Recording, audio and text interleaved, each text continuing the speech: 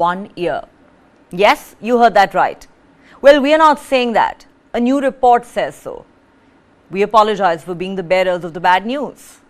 According to the American Federation of Labor and Congress of Industrial Organizations, or AFL-CIO, while the gulf between a CEO's paycheck and their typical employees has always been vast, the advent of artificial intelligence is already threatening to substantially widen that gap, in the process enriching the C-suite at the expense of their employees. Now consider this.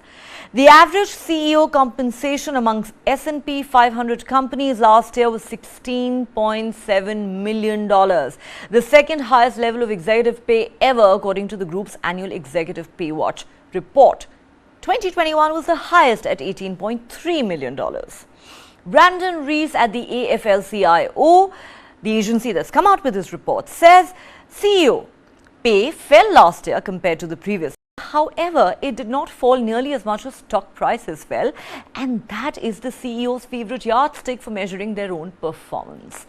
The S&P 500 fell by more than 18% in 2022 versus a decline of just 9% for the average CEO's pay package. Rees says, by any measure, CEO pay is still off the charts by historical measures.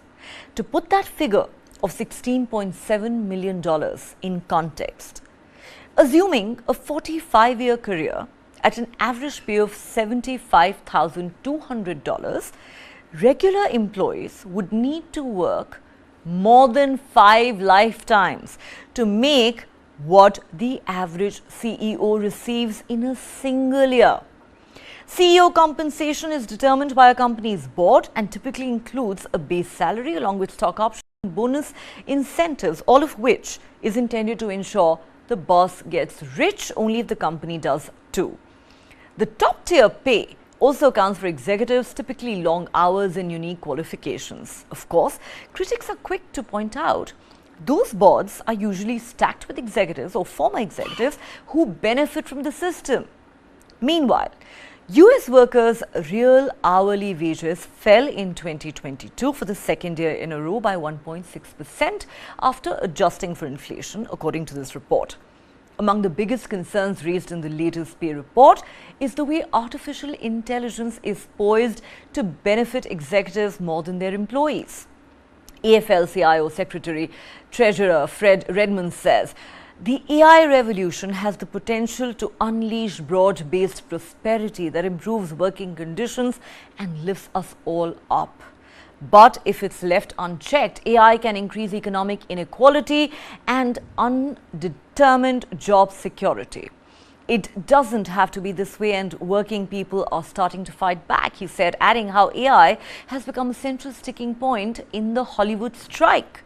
Researchers say CEOs are rushing to incorporate AI into their businesses without protections for workers or workers having inputs on how AI will be used eventually. While noting the labor movement does not oppose technological innovations that make work easier, Redmond says workers deserve a voice in how new technology is implemented. Now, film and television writers, for example, have called AI chatbots plagiarism machines because they can be trained on human-created scripts to create so-called new content.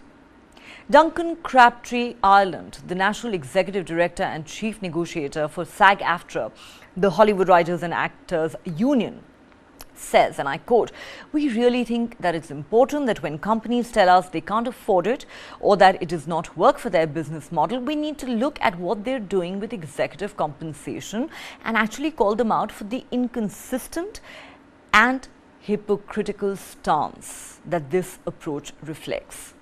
Our members are rightly concerned about these big companies taking and owning their image, their likeness, digital replicas of them, and really replacing them as workers."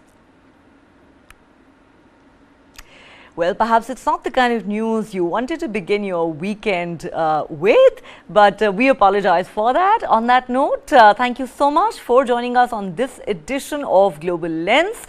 Have a great weekend. Do join us again at the same time on Monday. Bye for now.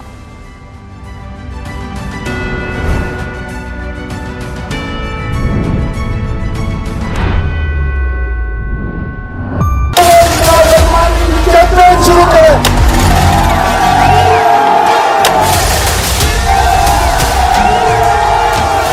मैं इमरान अहमद खान नियाजी सबके दिल से हल्फ उठा